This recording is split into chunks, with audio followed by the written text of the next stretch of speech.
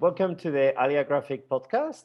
And I'm Greg Rucka from Kingston Libraries in Victoria.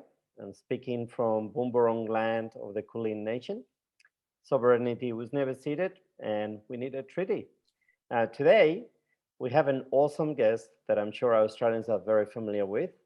She's a Wonder Woman of Australian creators. She's also been delving into black magic, and we're honored to be talking to Nicola Scott. Hi there. Thanks for having me. How's everything going?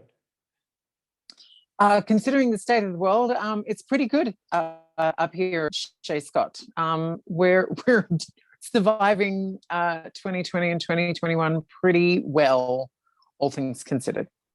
Yeah, actually, it seems like you haven't really stopped working during the pandemic. How was Not really. Yeah, there was a brief period of time, like right at the beginning of lockdown, when I think the whole world went into this state of what's happening. It was quite sort of shocking and everything kind of stopped for a little bit. So there was I think probably about 6 weeks where there was not a lot happening. I think I did have some work during that time, but a lot of it was kind of pausing a little bit because, no one knew what the schedule was going to be. So things did kind of shut down, and I appreciated that because I was also in a panic like everybody else. And it was nice to sort of have that freedom to just quietly freak out on the sofa or in the kitchen or in the garden about where the world was going. But it wasn't too long before work sort of picked up its momentum again, and I felt that sort of desperate need to sort of get things moving again. And so, there was only a brief period of time, but after that, it was all sort of back to normal, ish. We didn't leave the house for 6 months, but other than that, work-wise, yes, everything was reasonably back to normal. Yeah, I imagine also like starting to draw again and get back to that routine kind of would have given you a bit of, I don't know, a sense of normalcy, Yeah, definitely. It was very sort of grounding, knowing that I was very lucky to not only have a job that could continue, but, I've spent 20 years working from home, so I've already got my routines in place. So just sort of being able to literally go back to normal ish was very reassuring. Yeah, for us, it was a little bit like that as well with the library. Like, we closed all the libraries, and then it's like, well, what can we do now? Because people can't come to the library. We can't go to the library. But, what are the kind of things that we could do maybe from home? And of course, we had a huge uptake of people wanting digital services or ebooks and digital comics as well, of course. And, that's great. We have a movie streaming service and things like that as well at the library that it's free. You can. So things like that. Anyway, now let's take it back. You didn't really read comics as a kid. From what I hear. But so what are the earliest comics that you remember reading and that you connected to? Okay. Well, I definitely encountered a few comics here and there as a kid. So this is pre-Diamond, pre-sort of specialty stores. This is when comics were still available at the news agency. And more often than not, I would see sort of very Kirby style art on like Thor and Hulk books, just sort of characters that I knew of ephemerally, but I didn't at all relate to. And so it just didn't seem like it was for me, though I would occasionally see a comic that had Wonder Woman on the cover or Superman on the cover or Batman on the cover. And those were characters that I did connect to because of the Super Friends cartoon and the Batman, Wonder Woman and Superman TV shows and movies. And, that sort of culture of superheroes that was around in the 70s gave me some access and introduction to superheroes, and that was kind of where I fell in love with them. And because of that, and because I could draw, I was always drawing these superheroes. But the comic book versions of them, which, you know, obviously I now know is the source material, but at the time I didn't know that that was a thing. I thought it was just, here's another version of a character that I know, but this is a version that I don't relate to. You know, it didn't make sense to me because it was different from the versions that I knew. And so I didn't really connect with comics that well. But in sort of my mid to late teens, I worked with a friend who was a big comic book reader, and he introduced me to the idea of the Crisis on Infinite Earths, which was a bit sort of confusing and mind-boggling. But also Batman Year One, Dark Knight Returns, George Perez's Wonder Woman, and those sort of combination of things really sort of opened me up to what comics are and what they can be, and they were challenging in a way more interesting way. And while that sort of did influence my drawing of these characters quite a bit, I still didn't see myself as pursuing that as a career because it was too far away. I didn't understand any pathways to the industry, and I didn't really understand it as a job. You know, it just wasn't something that occurred to me. Strangely. Yeah, well, Infinite Earths is definitely not a great introduction for someone starting, because it's just it's the culmination of so much. And but yeah, great titles, definitely. Now, there was a turning point or a catalyst when you decided, I want to do comics. And I know that you also went to San Diego Comic Con with a folio, and you know, what prompted that? Because that's quite amazing that suddenly you kind of decide, well, this is what I want to do, and actually I'm going to change everything in my life. Which I did. Drop everything and go there and give this a red hot go. Well, it's sort of the career that I had been chasing, and I had been doing this like from a young age. So I think this is possibly why I hadn't really considered drawing comic, you know, why it hadn't occurred to me was because I was too sort of focused on having an acting career. I went to a performing arts high school where I got to major in acting, and I went to an acting school after high school. And that was kind of the career that I was pursuing. And for a good deal of time in my 20s, I didn't really draw much at all, because drawing had been a thing that I would just sort of doodle on my schoolwork. You know, when I already had a pen in my hand and paper in front of me, I would just start drawing. You know, I'd stop listening to the teacher, I'd stop paying attention, I'd just start drawing. So that was kind of where all my practice was. And in my 20s, when I sort of didn't really have a pen in my hand very often or paper in front of me, except for when I was sitting in front of the telephone, I just didn't draw that much. And so again, it sort of didn't really occur to me. And during that time, I did encounter comics a few more times. I know Kingdom Come came out at some point in the sort of mid to late 90s, and that was a thing that sort of really affected me. It was just sort of like, here is another really interesting take of these heroes in an art style that just completely surprised me, as I'm sure it did for everybody. You know, it's still considered so iconic. It's a huge graphic novel. That's and the art's incredible as well. Unbelievable. And I think the real turning point for me was after I had actively put the idea of an acting career in a box, because I have by this stage spent about a decade pursuing it with very unsatisfying results. I did a fair amount of advertising in the 90s, which is good money, but it's not really acting. And so it was very, not really scratching the itch that I had. And kind of ridiculously, I can sort of see it now. Yeah.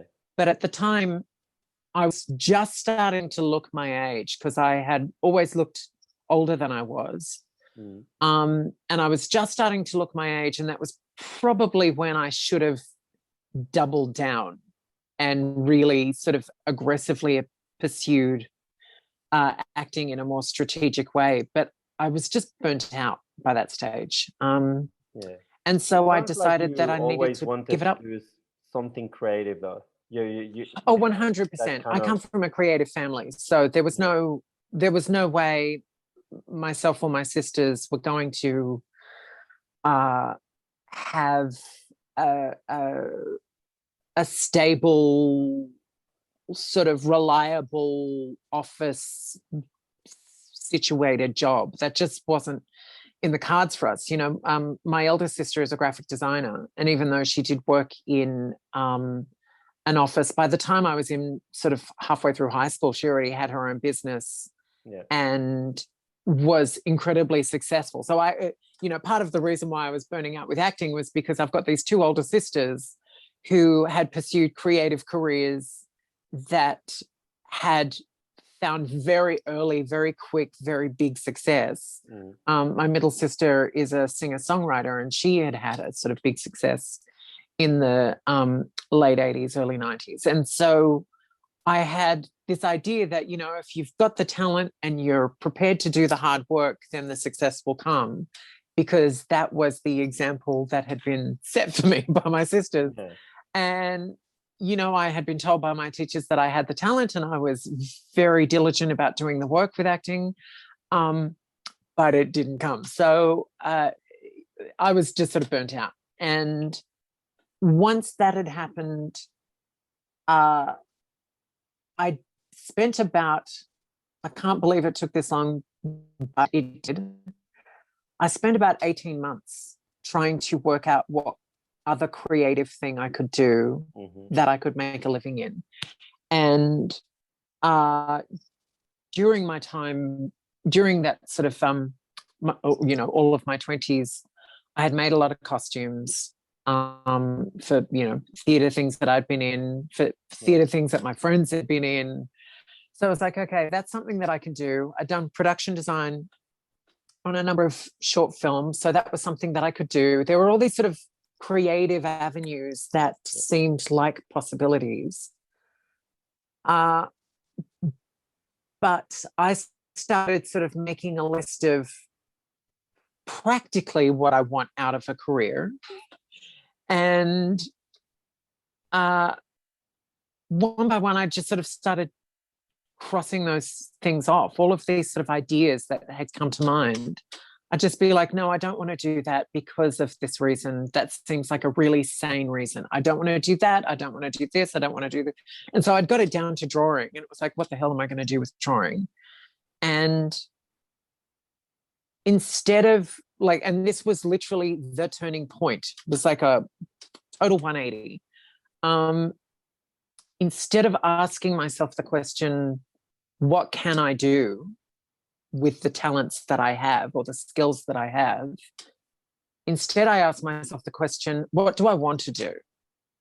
And that question occurred to me on a Sunday morning, and it was immediately followed by, I wish I could just draw Wonder Woman. And that was immediately followed by the realization that that's a real job that someone has, because Wonder Woman comes from comic books and she's in a comic book. So someone is drawing Wonder Woman and getting paid for it. That's the job that I want. And that was literally the moment. it all happened in a second. And from that moment on, it was like, this is what I'm going to do. I don't know anything about it. I don't know anyone who does it. I have no idea what the job entails. I don't know anything other than that's what I want. I want to get paid to draw Wonder Woman. And that was kind of what started my journey. And I think because I had passion and disappointment in a creative career, I just wasn't prepared to be disappointed in my next decision. And so I just attacked it way more pragmatically. And that sort of going to San Diego Comic-Con for the first time, that decision came out of having met a few Australian comic book creators, you know, in a pretty short period of time, not long after I'd made this decision, I sort of, you know, started to meet these guys. And I started sort of researching, and, you know, my research involved Wizard magazine because the internet wasn't really what it is now. And I saw a half-page ad in Wizard magazine for San Diego Comic-Con. And it said in the ad, the biggest convention in the world. And I was like, it's the biggest. I'm going to go there. And so I had said to my Australian friends, my new Australian comic book creator friends, have any of you heard of San Diego Comic-Con? To which they all went, yeah. And I was like, right, okay, I've just heard about it. I just bought a ticket. I'm going. And they were sort of a little bit like, that's just a thing that you can do. And I was like, fuck yeah, let's go. And I did end up sort of convincing a couple of guys to also come. Like, we didn't travel together, but we sort of hung out together a lot. And when, you know, we sort of stayed at the same hotel, you know, I'd sort of done quite a bit of hustle. And obviously going to San Diego Comic-Con, it was not what it is, again, not what it is now. It was 20 years ago, but it was still huge, especially by comparison to anything that was here. And that was incredibly overwhelming, on top of the fact that I had no idea what I was doing, because I still didn't understand the industry and I still didn't understand the job that I had decided I wanted. But I did come away from that experience going, okay, now I feel like I know what is required of me. I remember saying to the guys on Sunday afternoon, when we were sort of wrapping up our experience of the show, because we'd all sort of gone off in different directions doing our own hustle, and we had all sort of been completely overwhelmed and had the wind knocked out of us, really, by the reality of the situation. And their kind of response was, well, that was devastating. I don't think I can do this again.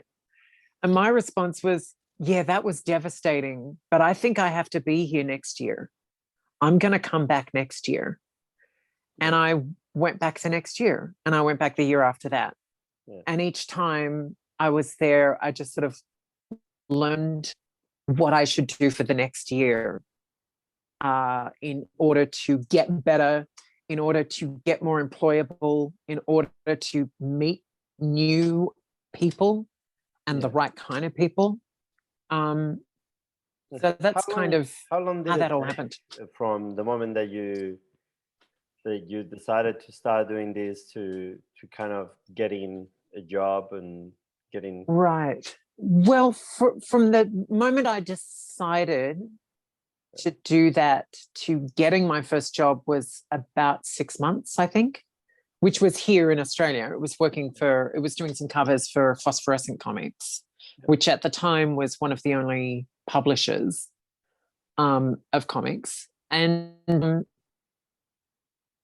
that was kind of what made me feel like, oh, okay, it's a really small business here. If I'm going to make a living, it's not going to be staying here. I'm going to have to go where the money is, which is where the industry is, which is in America. You know, it was like, I knew I wasn't going to do European comics. I knew I wasn't going to do Japanese comics. I wanted to do superheroes. So that's America, which was, logical, but my brain had to get there. And sort of during that year, so I think from the time I made the decision to going to San Diego for the first time was about a year and a half, maybe a bit less. I think about a year and a half. And I didn't come away from that first show with a job, but it had opened up my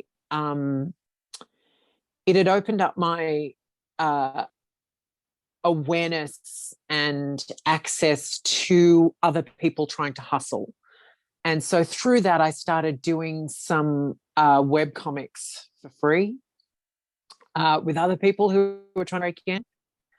And the second year I went to San Diego Comic-Con, I got three jobs.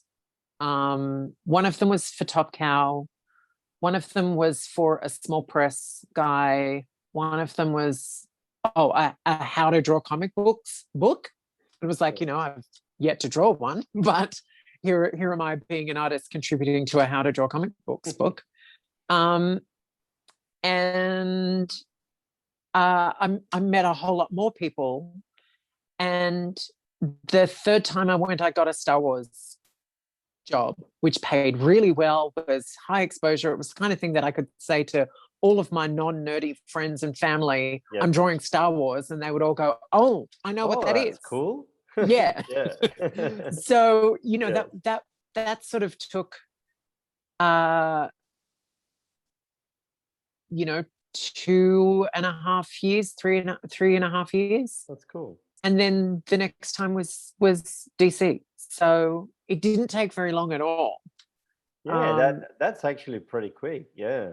It was pretty quick. And a lot of that was to do with the fact that I was being very strategic about the hustle. And your talent. I was, well, thank you. But it sort of was a lot to do with honing that talent and improving my skills, because my skills were completely lacking at the time when I started. So it came down to a lot of hustle, a lot of sort of strategic decisions. I knew that I was going to be competing with, hundreds of thousands of people trying to break into this business where there's, a limited number of jobs. Yeah. So I wanted to make myself as employable as possible. But I also needed to understand that I was dealing with people who've been reading, I'm competing with people who have been reading comic books their whole lives. So they're really invested. They really know everything. There was definitely gatekeeper behavior around at the time, but it wasn't what it turned into when social media really kicked into gear. And in fact, I think I really benefited from being a woman trying to break into mainstream, because at the time there weren't that many women in mainstream. Yeah. And I think there was, the world was sort of going through a phase where it was feeling very exciting to have women involved in the business. And editors were sort of way more curious about female creators getting involved. And so I was sort of lucky enough to ride that wave. When I was breaking in, I was not long after Gail Simone. She was just breaking in just before me. Amanda Connor had been around for a long time, but she was just starting to sort of really become more broadly known. Yeah. And so I sort of had that benefit of being a little bit exciting as a new sort of female creator.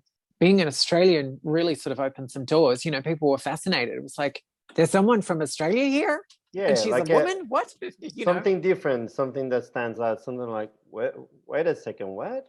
Yeah, Isn't like it? every year I went back Yeah. to San Diego. Everyone remembered seeing me the year before. They didn't Yeah. necessarily remember my name, but they would say, "Oh, I saw you last year," and I'd be like, "Yep," and they would go, oh, "Okay, let me look at your folio." So I was managing to sort of keep reinforcing this impression by continuing to go Yeah. back every year and sort of build my catalog of work in the period of time in between. Yeah. That's cool. Now, you've actually done a lot of work for DC, Yeah. and so this is kind of like a two-part question, I guess. Well, one is, how did that come about? And the second one is, how does an Australian get into DC or Marvel or Image or one of those big names? Right. Well, from the very beginning, like literally the decision revolved around being able to draw Wonder Woman. So I was, from the very beginning, kind of steering my ship towards DC all the time. Yeah. There were a number of times where my career was sort of starting to take a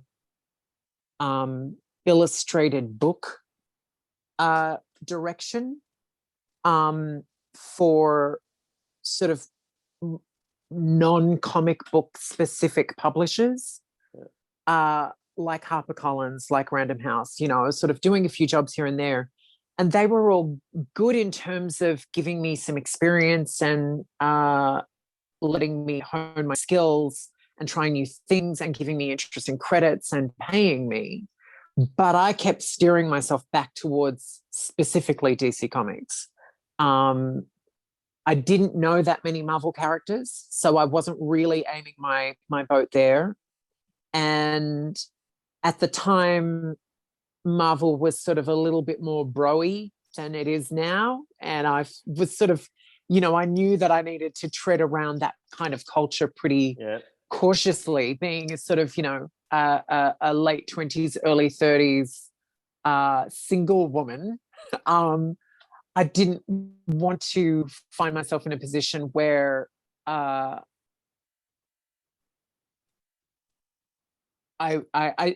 just sort of, I didn't want to get anywhere in my career, and it in any way could be seen as I had slept my way there, because it was such a boy business. Yeah. It was like I have to keep myself very out of bounds.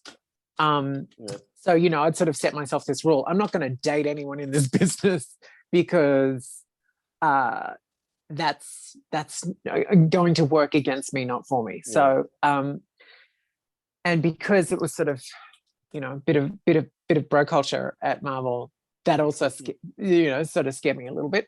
But mainly DC, because they had more characters that I knew. They had Wonder Woman.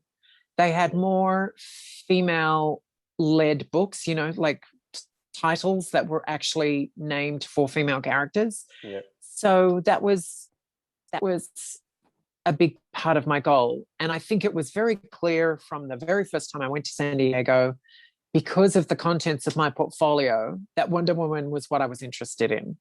And every editor would say to me, because I always had Wonder Woman in my portfolio, and I knew that I was bringing something a little bit different to the character than a lot of the contemporary artists and a lot of my sort of peers trying to break in were bringing to the character. I was sort of bringing a slightly different flavor, a sort of, female perspective to a female character.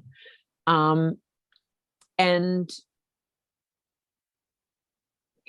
I would always get a compliment from any editor at any company, because everyone knows who Wonder Woman is, that always say to me, "Oh, you draw a great Wonder Woman." So that was a big part of the reason why I always had her in my folio, was because I knew I could win anyone over with my Wonder Woman. But also it sort of opened up the conversation. So it didn't take long before everybody knew that that's what I wanted, including all the editors at DC. And I kept sort of steering myself back there. And anytime I was in New York, which, happened a couple of times while I was trying to break in, I would try and make an appointment with any of the editors that I knew there to come in. And they knew that I was around, and they were giving me some time in terms of sort of, okay, so you're a person that's here, you've clearly got some talent, but they could recognize that I was very green, that I was very new. And before a big company like that gives you a book, which because of their scheduling, you have to sort of be able to jump in. It's like sort of jumping into a skipping rope. You've got to jump in and then keep up. Yeah, you need to kind of demonstrate that you can deliver, a page a day or something like that, 100%. You can sustain that, I guess. And that sort of, you prove that by working for all of the smaller companies, any and all of the smaller companies, and you show that you've got the body of work behind you, that this isn't something that you spent a week drawing, that's why it's good. It's something that you spent a day drawing, that's why it's good. So they were aware of me. And a big turning point, I think, for me was one particular post on a website. So this is back in forum days. Again, it was still pre-social media. Back when there were forums, so early 2000s, I posted a bunch of my Wonder Woman folio art. And a whole lot of comic book creators, like existing comic book creators, like Gail Simone, like Greg Rucka, like Jeff Johns, they all saw it and they all commented on it. And at the time, Greg had just started his Wonder Woman run.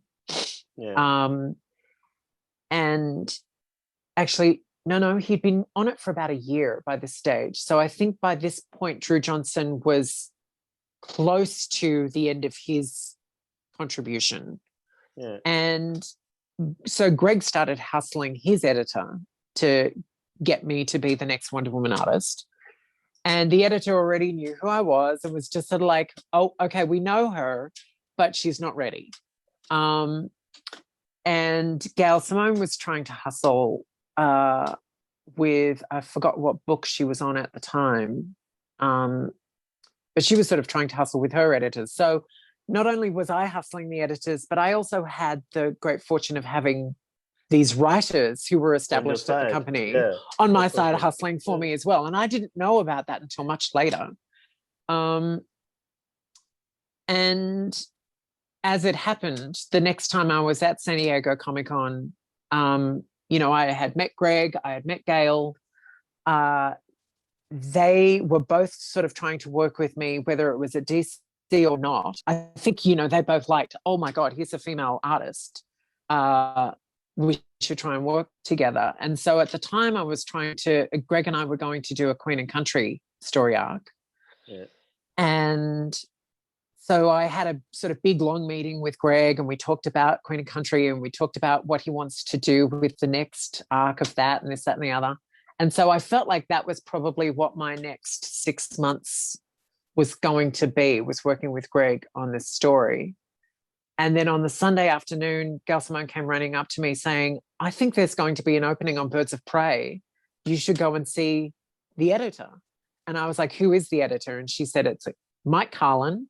And I said, I don't know Mike Carlin. He's like one of the few DC editors that I've had no contact with. And she said, it's that guy right there. So I went up to him with my portfolio. And this is Sunday afternoon. The show is like flattening out. And I went up to Mike Carlin and I said, hello, I'm Nicola Scott, and here's my portfolio. And he said to me, I know who you are. And I was like, oh, shit. Okay. So I didn't know if that was a good thing or a bad thing. And he just sort of flipped through my folio and he started asking me questions. And those questions were practical questions, not anything else. Like, when are you going home? And I was like, tomorrow. And he was like, when do you arrive home? And I was like, in 48 hours from now kind of thing. And he was like, okay, if you were to receive a script, how quickly could you start? And I was like, when I got off the plane. And it was like, okay, because we have a script waiting. Do you think you're a Birds of Prey kind of girl? And I'm like, I'm a redhead with glasses. Of course I am. Let's go. And he said to me, we've never worked with anyone from Australia before, so let's see how this goes. Because this is back in the day where I had to FedEx them my art. Yeah. So I would do, I think for the first year, I would do a half issue and I would FedEx it. And they were still in New York at the time. So it was sort of, it was quite a process. But that was kind of what started my job at DC, was doing Birds of Prey. And it really just, came about because I was at San Diego and I had spent, the 4.5 years leading up to that doing all my hustle. And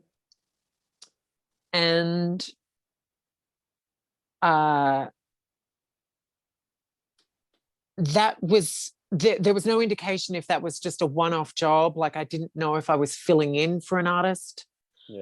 I didn't quite know what the context was, but my first issue was going to be issue 100. So it was already a bit of a landmark issue. I think it was a couple of extra pages. And it was the beginning of a new story arc.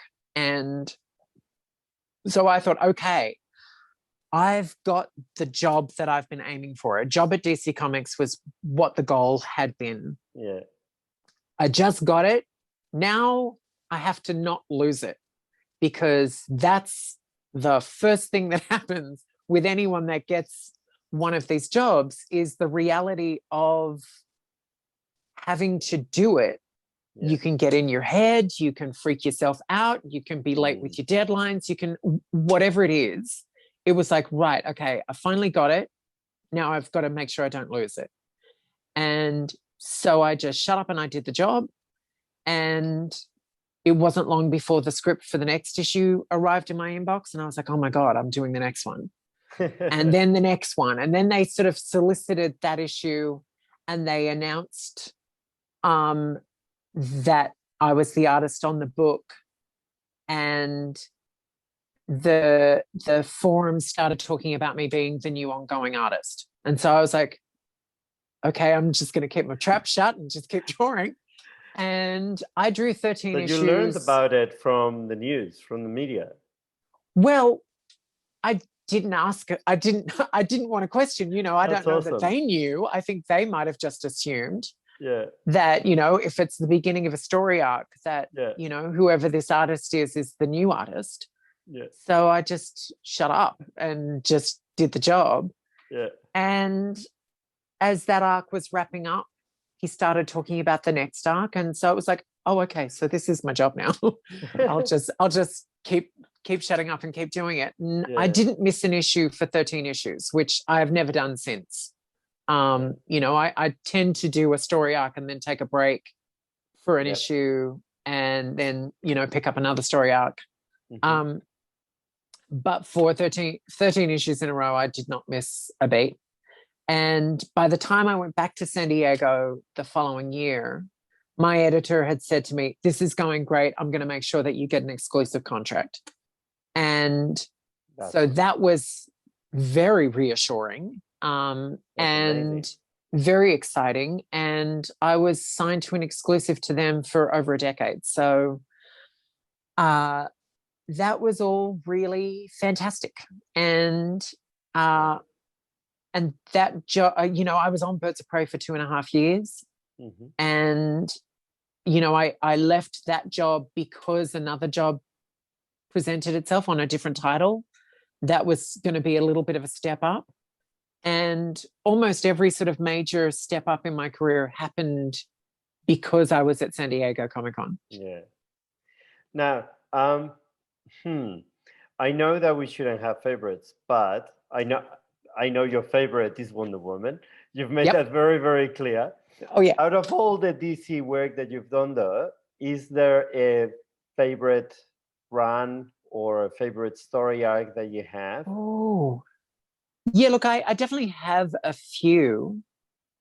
I think my favorite job that I have done is Wonder Woman Year One, because it just meant so much to me. It wasn't really super enjoyable to do because it was such a big lifetime achievement goal.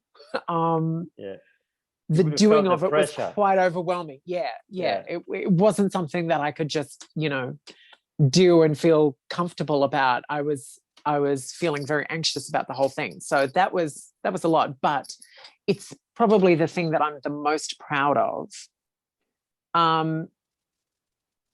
My favorite scene in all of the series that I've done was a quiet 2 or 3 page scene, I think, in an issue of Secret Six that was just very non-comic booky. It was a very sort of odd scene that Gail Simone had written that I sort of emailed her immediately upon reading the script to say that scene is extraordinary.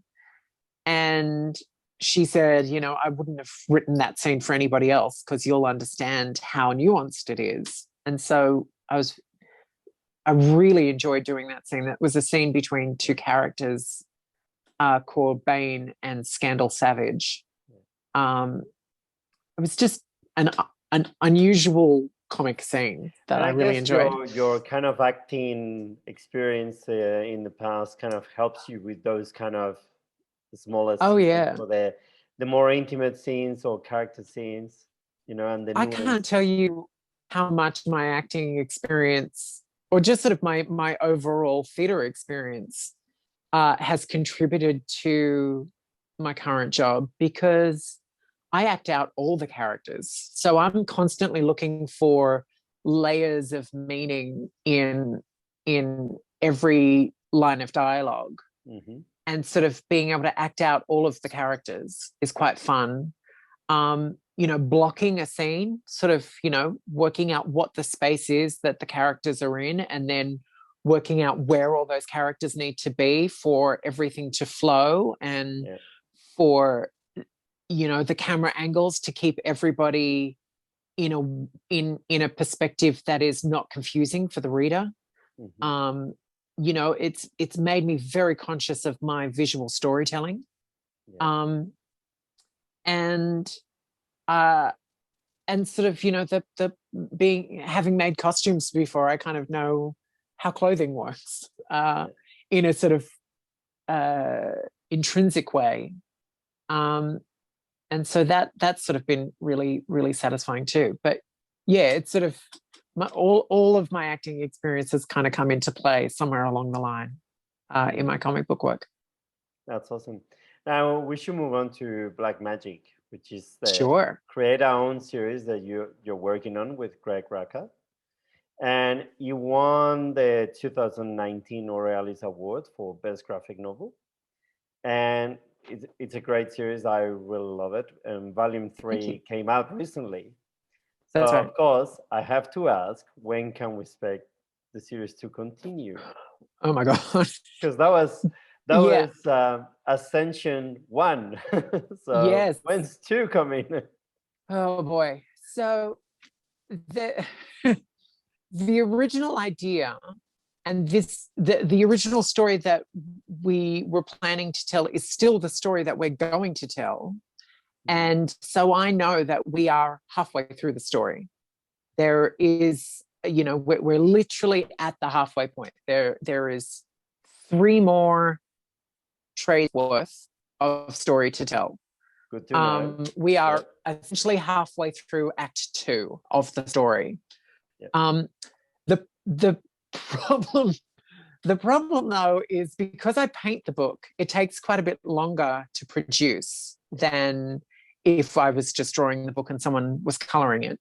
So that sort of slowed the whole process down. But also in between doing our first trade and our second trade, actually I'd already started on the second series of the second arc. We got our Wonder Woman Year 1 job. And that was just, we sort of really talked about, can we put Black Magick on hold while we do this job? And I think the answer was, we cannot not do this job. So we're going to be doing Wonder Woman, and Black Magick will just have to go on hold. And so that started the putting it on hold in between each arc thing, which we haven't ever really recovered from, because ever since then,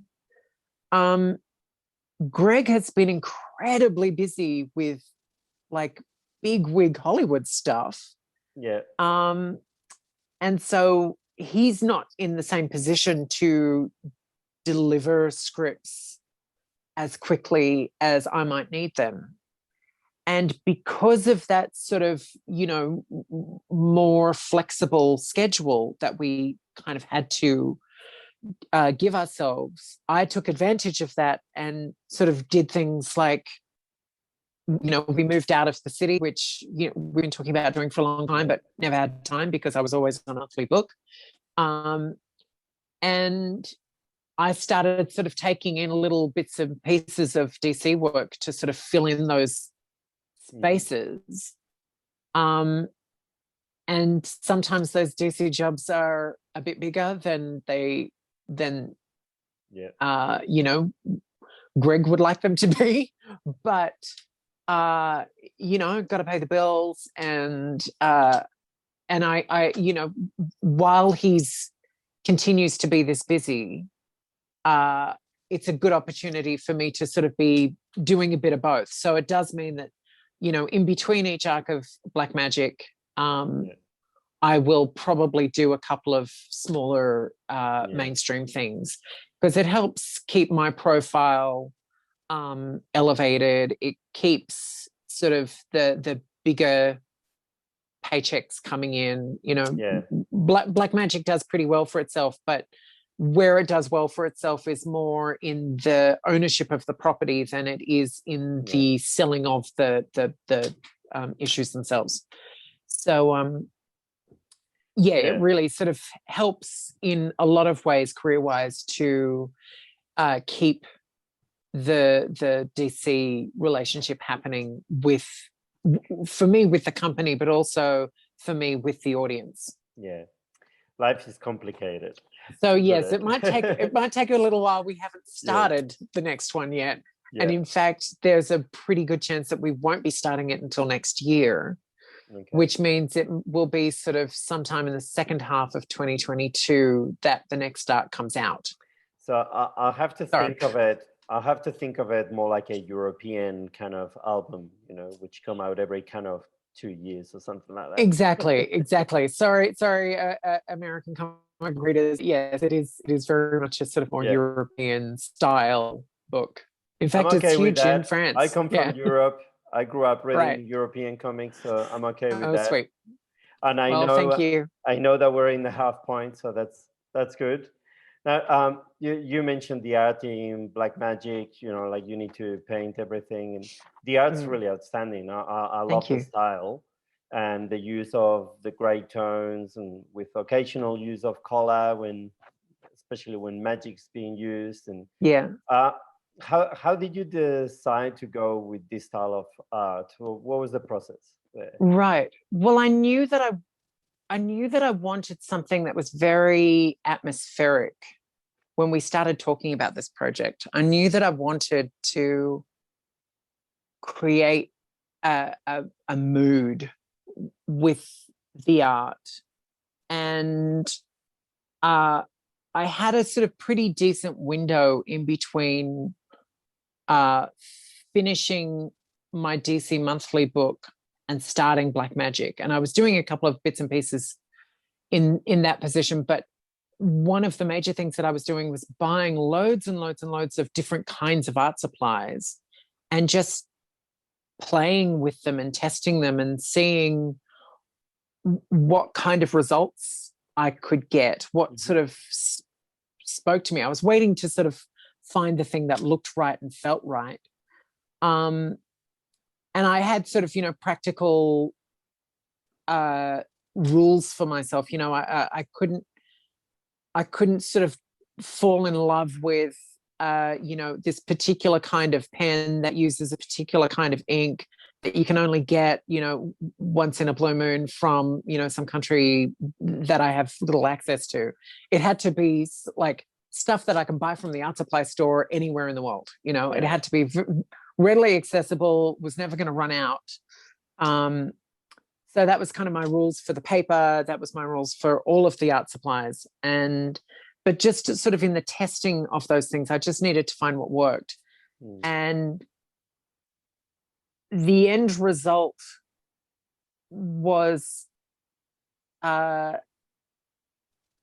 of all of this experimenting. And I do remember thinking, oh God, I like this so much more than I like anything else, but it is going to be so much more work, and it's going to be black and white. And so I had to kind of sell Greg on that idea. Yeah.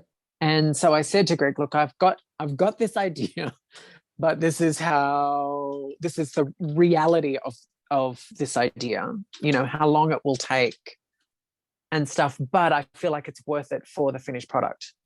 And I showed him a couple of samples, and he said, I think that looks great. We can set our own schedule. It doesn't matter if it takes a while.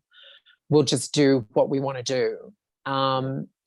And in fact, the idea of it being a sort of black and white book with those moments of color in Magick, even though it kind of looks a little like, Harry Potter with a wand sort of splashing magic around, the way I described it to Greg and the way it sort of plays in the book, which I don't necessarily know readers have picked up on, is that anything in color is it represents the presence of magic. Yeah. So if it's not black and white, and sometimes it's just like a little candle, it's just a little candle representing there is actual magic present here. Yeah. The way I sold it to Greg is that the black and white is kind of how everybody in the world sees the world. And magic is the spectrum that the human eye can't see, but the witches can. So we're getting to see what the witches can see. They can see all of these movements of color, but the regular people, the muggles, don't. So that was kind of how I sold it to Greg. And so that has sort of been worked into the storytelling, that there are moments of color that happen in front of people who don't know that magic is happening, but they don't notice it. And it meant that we could sort of have this subtle and sometimes incredibly not subtle storytelling device of anytime you see color, be alerted that there's something magical happening, whatever it might be. And that we're letting the reader see it like the witches would see it. Yeah, I did get that sense. Oh, good. And so for me it worked, and it looks beautiful. So yeah. Oh, thank you. Actually, one of the things that really stand out as well is that each panel has so much detail. Now, it's probably different. How long does it take you to work on one page, for the DC stuff regularly and for this? Right. Well, the DC stuff, yeah, definitely. So the DC stuff, when I was just penciling, which I was doing up until I originally left DC Comics in 2014. I can't remember when I left. 2015. I can't remember. That would be 5 pages every 7 days. Okay. So I was working 7 days a week, and I'd be able to produce 5 pages in those 7 days. When I'm inking at DC Comics, because I now ink my own work, that takes a little bit longer. That would be maybe 4 pages every 7 days. With Black Magick, I need 2 days a page. So when I'm sort of out of practice of doing black magic, it can take quite a bit longer. Yeah. When I have, when our schedule kind of blows out, and it's all amoebas, and I don't have to be super disciplined, I can take a lot longer. I can sort of faff around. But I have had times where it's like I've got, I don't have 40 days to produce 20 pages. I've got 16 days to produce 20 pages. Yeah. And I can get that done. And what surprises me always is the bit that speeds up is the painting, not the drawing. Because the drawing is all the sort of storytelling work. Yeah. The drawing is the drawing is where the sort of real foundation is. The painting is texture and light and shade and movement. That's the bit that always surprises me that I can really speed up on. There's been a couple of times where I don't have 2 days a page, but I still have to get it done. And when you get into the zone, that slipstream of a creative zone, you just sort of stop second guessing yourself. I'm not someone who tends to take shortcuts when I have no time. I tend to actually actively challenge myself. There is in the first story arc of Black Magick, the first trade, I think in issue 5, that was one of those times where it was like, I don't have 2 days a page on this. Yeah. But there was a panel, and it's an incidental sort of scene establishing panel, which the only way I could think to make interesting and fit the tone of the book and this, that, and the other was to have a spiral staircase. But the angle that I needed for the scene to be visually interesting was going to be a 3-point perspective scene. And so I needed to draw a 3-point perspective spiral staircase. And when you don't have time, that's not the kind of decision that people tend to make. But it's the kind of decision that I'm just sort of like, I have no time, so I'm just going to shut up and do it. And and that tends to be when I produce my best work, because I'm not getting in my head. I'm not wasting time. I'm just shutting up and doing it. Yeah. And I tend to produce, the sort of the more adventurous things when I have no time to think about it. All right. So next time I see a really, really elaborate page, chances are I had no time. Like, okay, she was under pressure here. Yeah, look at the end of every story arc. That was when I had no time. Yeah. But it's almost always where things are accumulating and becoming a big thing, and I've decided to do something ridiculous. Yeah. Now, look, the book looks amazing, and Thank you. And one thing that really stands out about your art to me is as well that there's always so much detail, and I love getting lost in every panel. So, that's great. Thank you. What's it like working with Greg, and does he give you a very detailed script, or do you have room to create and add your own flavor? And I imagine this being more a collaboration, maybe there's more back and forth and between you two? Or? Yeah, look, Greg 100% is the most transparent and collaborative writer I've ever worked with. He's just, and a lot of that comes from the fact that we've known each other for a really long time. We've worked together quite a bit over the 15, 16 years that we've known each other. Yeah.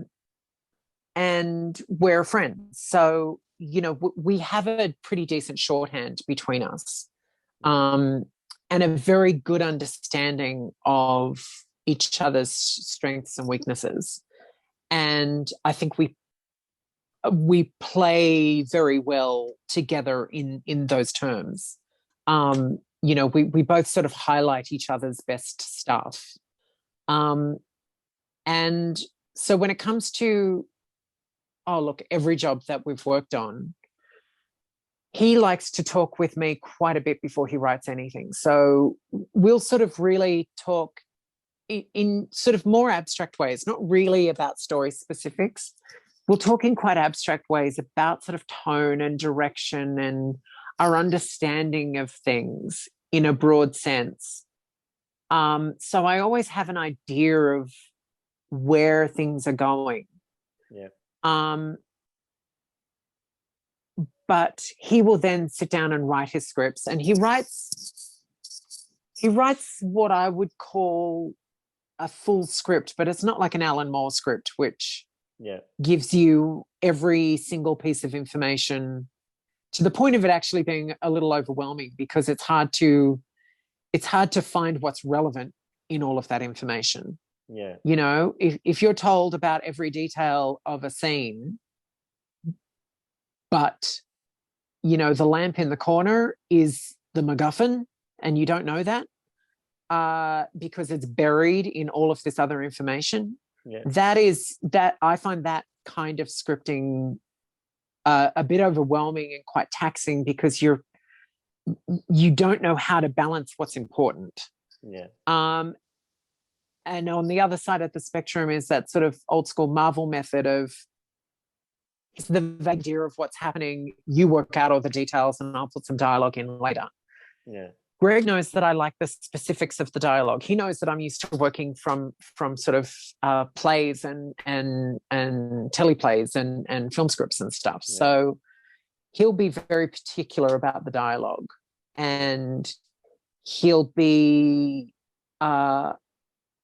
point out anything that is a specific requirement in terms of a prop that needs to be in the space, or an unexpected tonal shift, or, you know, whatever. Yeah. But he'll essentially leave me with it's so character specific, his scripts, that everything else is a little bit up to me.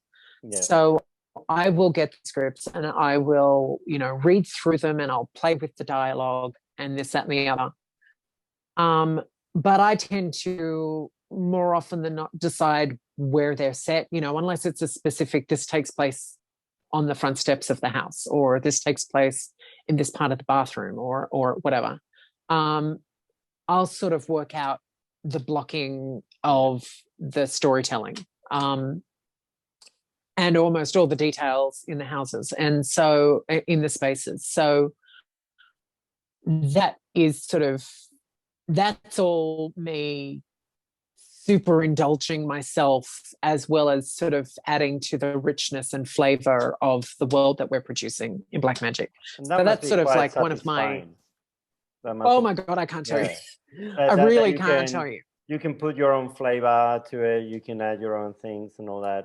Well, I'm getting to having that kind of conversation right at the start about all the general story tone and all that, you know, gives you the idea of, okay, well, if we're in this part of the story, you know, the overall thing. So yeah, because what's kind of nice about working with Greg is, even though we've had these sort of reasonably elaborate conversations, he's not talking specifically about story beats necessarily, unless there's sort of like occasionally there's like a moment where he's like, I have this sort of point where this is the result that I need.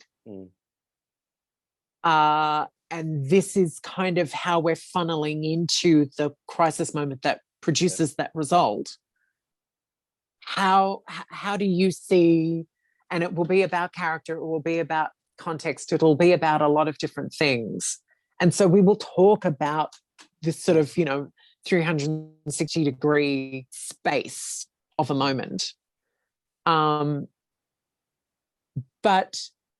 he will always go off and then write the specifics of the script, and he's always trying to surprise me. He always wants me to email him once I've read the script to go, oh my God, that's amazing. And I always want to surprise him. So, you know, even though he knows where the story's going, how that story is told is kind of part of my job. And I like to surprise him with how I visually represent the story. So we have this sort of nice thing of sort of it being so collaborative, but we still want to make the other person so happy and impressed with our contribution to that story. So sounds like a really we have a good lot of fun. relationship where you It's a you really kind great of trust relationship. each other and challenge each other at the same time. Yeah, So that's and you know, awesome. luckily he will sort of you know, he'll sort of take the visual elements that I have included, whether it's, you know, the spaces that I've created for these people to be in, and he'll sort of, you know, once he's got that visual language in his head, he can then write for that visual language. You know, there is a scene, you know, we're seeing more and more as the story goes on of Rowan's house. Yeah. You know, we finally saw her bedroom the other day, you know, a few issues ago. And that was a space that's a really intimate space that we haven't been in before. We were in her childhood bedroom in a scene. And I was very particular about the contents of that room. Yeah. And when we were in her adult bedroom, it's not the same room, even though it's in the same house. And so the layout of the room is different. Yeah.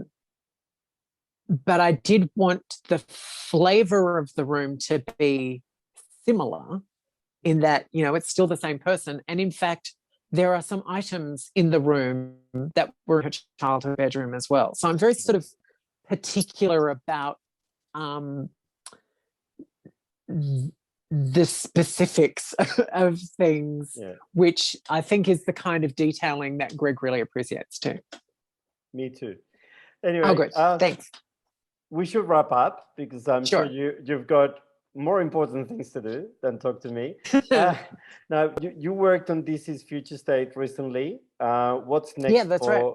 What's next for you? What should we keep an eye out for that you can tell us, of course? Oh, yeah, sometimes right. I know you can't tell us about some things. Yeah. I'm just trying to think what I can tell you about. Oh, look, I have some covers coming that are for various things. I have the feeling I just did a short story for something and I've forgotten what it is. Oh, yeah, I know what it is.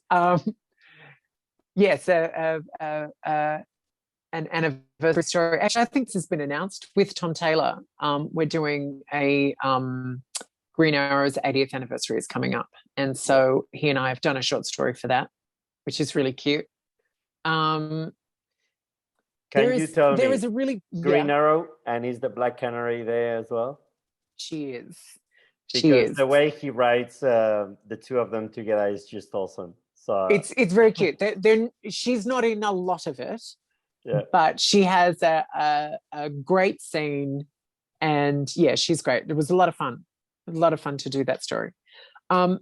There is at least one really big DC thing coming, but it's probably quite a while before it will be announced. Okay.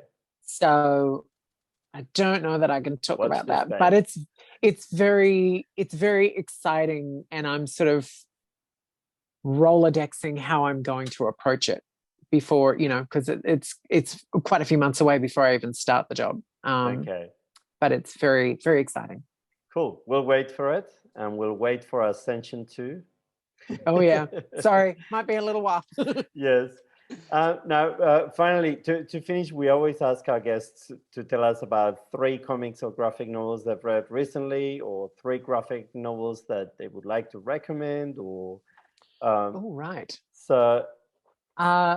well, the most recent graphic novel that I've just reread is the first few Old Guard trades. Yep. The Old Guard, because I'm doing a short story for a project for the Old Guard. So I've sort of been rereading that to sort of refamiliarize myself with the characters. So I can highly recommend that, because that's a great story, also by Greg Rucka. What else have I been reading? Some of the Future State stuff was a lot of fun. Andrew Constant, who's also Australian, he and I had a lot of fun on Future State Nightwing. Future State Catwoman was pretty fun. That was good fun. What else have I been reading? I was very pleased, by the way, by Been a while. the way people responded to the story that you guys did, Andrew and you. You know, Yeah. when people responded really positively to it, so that was very that was really exciting, because Nightwing's one of my favorite characters. It's one of Andrew's favorite characters as well. Yeah. So, you know, the fact that we got to work on it together, and it's a character that, you know, he and I had talked about quite a bit before. That was kind of exciting that we were offered that job together. That was great. And yes, the response to it was really positive. So that was very fun. And then to sort of be able to hand over the reins to another Australian, Tom Taylor, who's now writing the Nightwing regular monthly series. Yeah. So that's great. I read everything by Tom. I'm a huge fan. Yeah. His writing is really fun. Yeah. So thank you so much for That's my pleasure. You've been incredibly generous, and it's been an absolute pleasure to talk to you. That's my pleasure. Thank you for having me. Yeah, and we'll be waiting for that big DC thing, whatever that is. All right. Thank you so much, Nicola. Thank you for having me. You take care.